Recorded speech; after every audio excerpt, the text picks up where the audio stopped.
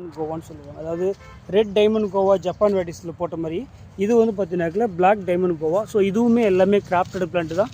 So அந்த plant என்ன condition சொன்னனோ அதே போல் தான். இதை கட் பண்ணும்போது பார்த்தீங்கன்னாக்கில் உங்களுக்கு உள்ளாரையே இந்த பழம் எப்படி இந்த லீஃப் எப்படி இருக்குதோ இதே கலரில் தான் இருக்கும். ஸோ கட் பண்ணும்போது பார்த்தீங்கன்னா உள்ள பீட்ரூட் கலரில் இருக்கும் பழம். அவ்வளோ டேஸ்ட்டான பழம் தான்.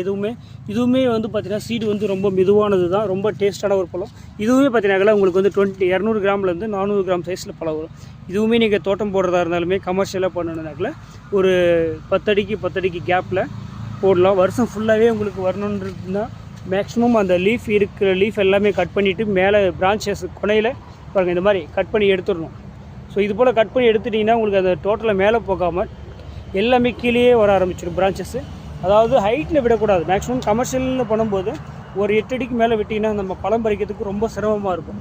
ஸோ அதுக்காக தான் சொல்கிறது. அதே போல் நடுவும் போது பார்த்தீங்கன்னா ஒரு 1 அடி குழி எடுத்துகிட்டு அது ஃபுல்லாகவே நல்லா தொழு உரம் மேக்ஸிமம் வந்து மாட்டு சாணம், நல்ல பழைய மாட்டு சாணத்தை வந்து நீங்கள் மண்ணில் நல்லா மிக்ஸ் பண்ணி போட்டு கலந்துட்டு நட்டுட்டு மிக்ஸ் பண்ணிவிட்டு ஒரு 2-3 டேஸ் கழித்து நீங்கள் அது நடவு பண்ணும்போது உங்களுக்கு அந்த நம்ம போடுற அந்த தொழு உரத்தில் இருக்கிற ஹீட்டு வராது செடிக்கு.